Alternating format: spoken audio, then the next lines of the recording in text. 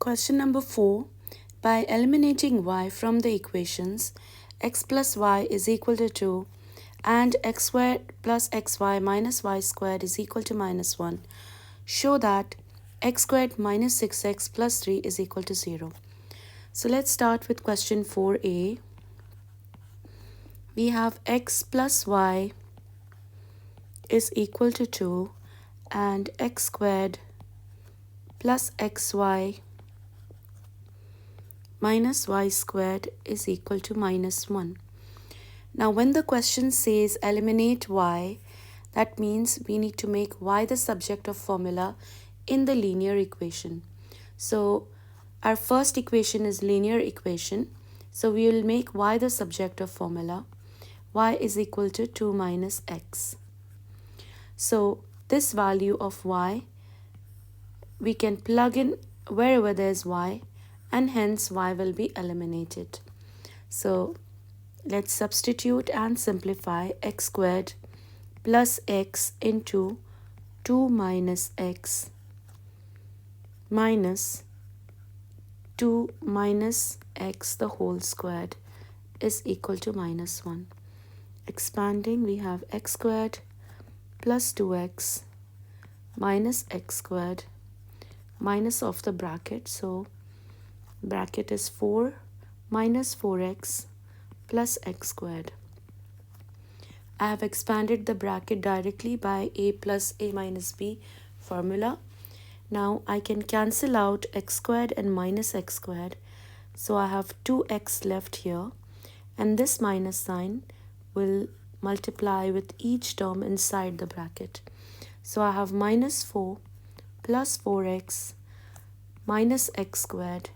Bring the minus 1 to the side, it becomes plus 1.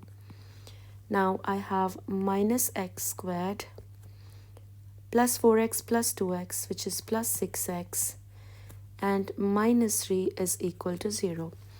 And the required equation is x squared minus 6x plus 3 is equal to 0. So I have all the terms with opposite sign. So I can multiply both sides by minus 1, because multiplying both sides by the same value does not change the value of the equation. So into negative 1 here and 0 into negative 1. So that gives me x squared minus 6x plus 3 is equal to 0, and hence we have proved the first part A. Part B says hence or otherwise solve the simultaneous equations. So we have the same two simultaneous equations here and we need to solve them. Now we have actually halfway done the work, because for solving simultaneous equations where we have one linear and one quadratic, we actually plug in the linear into the quadratic and then solve the quadratic. So we have actually halfway done the working, and that's why the question says hence, because we will be using our answer to part A and that will help us to solve part B. So all we need to do is to solve the quadratic equation we got in part A. We have x squared minus 6x plus 3 is equal to 0. So we can solve this by formula. Our A value is 1, B is negative 6, and C is 3. Using the formula minus b plus or minus square root of b squared minus 4ac all divided by 2 into a. So that gives us 6 plus or minus 36 minus 12 divided by 2, that is 6 plus or minus 24 divided by 2. So this gives us our two x values. So our x values are 6 plus root of 24. So 6 plus square root of 24 all divided by 2, which is 3 plus root 6. And the other x value is 6 minus root of 24 all divided by 2, which is 3 minus root 6. Now, we need to find the corresponding y value. We can use the linear equation where we made y the subject of formula to find the two y values. We have y is equal to 2 minus x. Therefore, y is equal to 2 minus the x value that we got. And here again, y is equal to 2 minus the x value that we have. So when we have minus before the bracket, it changes the signs inside the bracket. So y is equal to 2 minus 3 plus root 6. Y is equal to 2 minus 3 plus minus and minus gives us plus. Here, the first case, we have minus and plus with minus. So we have our answer as y is equal to 2 minus 3 is minus 1 minus root 6, and y is equal to minus 1 plus root 6. So our answers are for x and y we have where x is equal to 3 plus root 6, y is equal to minus 1 minus root 6, where x is equal to 3 minus root 6, y is equal to minus 1 plus root 6. And that answers question 4. Moving on to question number 5. So question 5, given that 3 to the power of x is equal to 9 to the power of y minus 1, show that x is equal to 2y minus 2. Since on the left side we have the smallest prime number 3, this is an indication that on the right side also we need to write it in terms of 3 to the power of some number. Clearly it's 3 to the power of 2, which gives us 9. So we have 3 to the power of x on the left side, and that is equal to 3 to the power of 2. The power will be multiplied with the bracket minus 1. The rule is when bases are the same, powers are equal. By that rule, we have x is equal to 2y minus 2. And that proves the first part A. Question part B says you have equation x is equal to 2y minus 2 and x squared is equal to y squared plus 7. In this question, we have one linear equation and one quadratic equation. So when we have to solve a linear with a quadratic, then what we do is we plug in one value of, for example, we take x, make it the subject of formula, and the value of x we plug in for x. So this value we will plug in for x. And that's how we solve a linear and a quadratic equation. So x is already subject of formula. We plug in the value. So we have 2y minus 2 the whole squared is equal to y squared plus 7. So expanding directly, I have 4y squared minus 4, 2 2s are 4, 4 2s are 8y plus 4 is equal to y squared plus 7. So I can bring everything on one side. 4y squared minus 8y plus 4 minus y squared minus 7 is equal to 0. So 4y squared minus y squared gives me 3y squared. Then I have minus 8y, and 4 minus 7 gives me minus 3. So I can solve this. Product is equal to negative 9.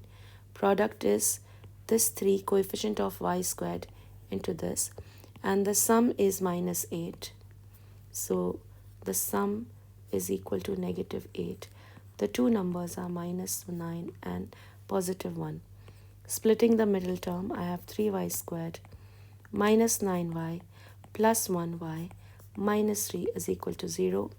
Removing common from the first two terms, 3y into y minus 3 plus 1 is common, y minus 3 is equal to 0. So my factors are 3y plus 1 into y minus 3 and hence my two y values are y is equal to negative 1/3 and y is equal to 3. Since I've already got the two values of y, I can hence find values of x by substituting the y value in this equation. So x is equal to 2 into the y values that we got, minus 2. So x is equal to 2 into the y values minus 2. Here again x is equal to 2 into the y value minus 2. So here we have x is equal to minus 2/3 minus 2. Here we have x is equal to 6 minus 2. So x is equal to 4, and here x is equal to minus 2/3 minus 2/3 minus 2, and that is equal to minus 8/3 or minus 2/3. So when x is minus 2/3, y is negative 1/3, and when x is 4, y is equal to 3. We need to make proper pairs and write the answer. That was question number 5. Moving on to question number 6, we have again a simultaneous equation. X plus 2y is equal to 3 and x squared minus 2y plus 4y squared is equal to 18. So once again we have a linear equation and a quadratic equation. So when we need to solve these simultaneously, we always take the linear equation, make any one of the variables the subject of formula, and plug it into the quadratic equation. So let's make x the subject of formula. X is equal to 3 minus 2y. So this value of x we will plug in wherever there is x, and hence we can solve simultaneously. So we have x squared. I will substitute for x 3 minus 2y the whole squared minus 2y plus 4y squared is equal to 18. Expanding directly by formula, I have 9 minus 2 2s are 4, 4 3s are 12, y plus 4y squared minus 2y plus 4y squared. Bring the 18 this side, it becomes minus 18 is equal to 0. So I have 4y squared plus 4y squared, that gives me 8y squared. Then I have minus 12y minus 2y, that is minus 14y. And then I have in constant plus 9 minus 18, which is minus 9. So I have taken care of minus 18 plus 9, then minus 12y minus 2y, and 4y plus 4y squared. Now I can use formula to solve this. I have my a value as 8, b is equal to negative 14, and c is equal to negative 9. Formula is minus of the b value. So minus b plus or minus the b value squared, b squared minus 4 into a into c, all divided by 2 into a. So this gives us 14 plus or minus square root of, so we have 14 squared and minus 4 into 8 into minus 9, which is 484, all divided by 16. So this gives us the two y values. Our first y value is 14 minus 14, first we'll do positive, so plus square root of 484 all divided by 16, that is 9/4. We can write its decimal equivalent, which is 2.25, and the other y value is 14 minus square root of 484 all divided by 16, and that is minus half. Now we can find the corresponding x values by using this equation. X is equal to 3 minus 2y. So here our value of x is 3 minus 2 into the y value, and here again we have our x is equal to 3 minus 2 into the y value.